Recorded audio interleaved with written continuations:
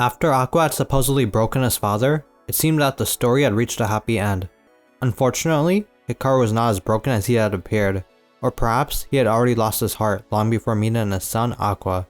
With Oshi No Ko having wrapped up now, I really wanted to make a follow-up video to a certain one I made a little while ago, since the story took a surprise turn after it was released.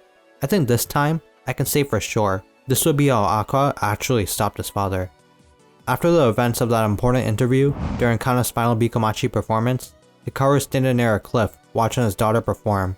He asks his son if he wants to watch the broadcast with him, but Aqua is not there for father-son bonded time. Ever since Aqua saw Ai's video, he had been trying to think of ways to save Hikaru, like Ai wished, but he is certain it's too late for that now. Aqua has come to realize that his father is just a nasty liar, who has been telling lies for his own sake. Of course, Hikaru questions what his son is talking about. He didn't stab or push someone off after all. In fact, both Nino and Ryosuke had approached him first. Hikaru had came to think of both of them as friends, but supposedly didn't know about their obsession with Ai, so he just told them about his heartbreak story while being vague about it. He also said that he wasn't sure if he should visit his girlfriend, who was about to give birth to Miyazaki. Hikaru supposedly had no idea what happened there, and explains it was also the same case when Ai died. He didn't have the courage to meet Ai yet, so he asked Ryosuke to deliver the bouquet. Hikaru tries to say he didn't think of hurting anyone, but is called out immediately by his son. To Aqua, it comes down to the fact Hikaru didn't even try to protect his own daughter, while being aware of Nino's mental condition. With that knowledge, Aqua accuses Hikaru of trying to kill his own daughter, and he does not deny it, as we get a good look at the evil inside him. Aqua explains how Hikaru tortured the hearts of those like Nino and Ryosuke on purpose, and instigated them. He continues to bring more killers and victims for his own convenience, like an instigator who won't get his hands dirty. Hikaru is a despicable and selfish liar, even more hideous than a murderer. Hearing that, Hikaru realizes that his son shares the same eyes as him. Both of them possess the double black Sharingan, giving them the capability to make people believe their words, and they both possess star quality charisma. Even Ai had those same lion eyes that deceive and make people obey them. Hikaru wonders if his son also instigated people just like him, and explains how it should feel good to know that their talents could impact other people's lives. Aqua does agree somewhat, saying that it is indeed true that they're ugly beings who manipulate and deceive people. However, Ruby is different compared to the other Sharingan users. While they're talking here, Aqua knows Ruby is singing a song of love during her concert, a song capable of saving those if they can just believe it. Ruby's Sharingan aren't meant to deceive people. The white Sharingan are eyes of love, of someone who wishes to love others. They are the eyes that convey love, and for the sake of Ruby's future, Aqua points the knife at Hikaru, wanting to make him disappear. We then get Tsukiyomi explaining how Hikaru had become obsessed with the idea of killing those who could surpass Ai in order to increase her own significance. He uses charisma in order to spread his ideas to those around him. Ultimately, trying to kill Ruby would become his destiny. However, Hikaru doesn't seem frightened by the knife, and instead tosses his phone with Ruby's performance on the ground, symbolizing how Ruby has no future but to die. Her existence isn't eternal, but that's only eternal according to Hikaru. Hearing that, Hikaru questions if Aqua is seriously trying to kill him with that knife. Hikaru actually seems pretty chill about it, as he says it's fine. That would just make Ai's life even more valuable after all. However, he asks Aqua if it's really okay to go through with this. It would be easy to kill Hikaru now, but after that, will Aqua's precious Ruby be able to reach the heights of idolhood as the sister of a murderer? The symbol of Ruby having a killer for her brother is the perfect toy for society. There will be many trying to take away her jobs and dignity by faking their disgust in a form of justice.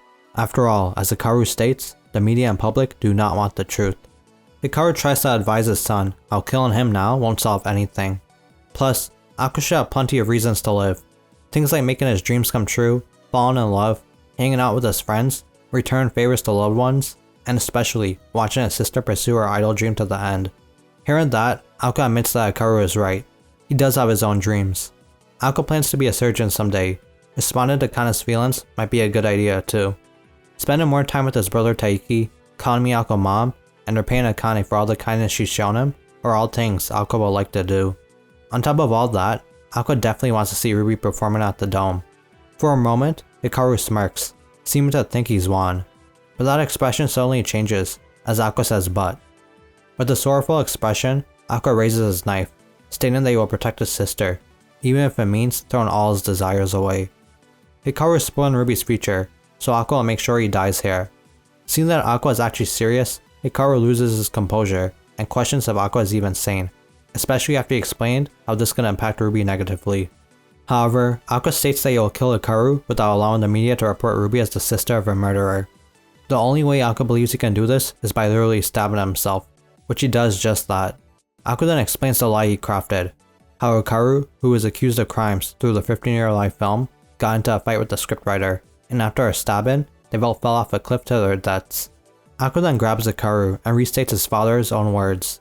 The media and public do not want the truth, so in that case, Aqua believes they can trick them completely.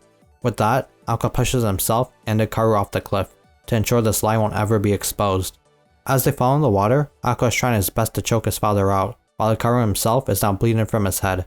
His vision is getting blurry, and he's losing strength since he hit his head on a rock on the way down somehow.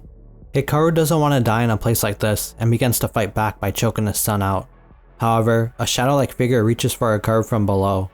It's a shadow in the form of Goro, followed by many more shadow hands, and they start dragging Hikaru down into the dark depths of the ocean. As Hikaru descends into the dark below, he recalls how he only felt alive when he was with Ai. Hikaru really wanted to feel her presence, which grew weaker as he got older. Even if it was due to the weight of his sins, Hikaru wanted to feel Ai's presence forever. Instead, Hikaru is now in the darkness all alone. His Stargun also fades away, and with his last thoughts, Hikaru still believes he could have felt Ai even more if he had killed Ruby. With that, Hikaru Kamiki is dead, and Aqua successfully protected his sister by killing his father. The cost, however, was Aqua's own life. Aqua realized the reason why God allowed a cheater like him to have been reincarnated was definitely not for revenge. Instead, it was to protect his own sister. That's why Aqua was born as a twin. In the end, Aqua was happy he could die before Serena this time, even if it meant suffering a horrible death.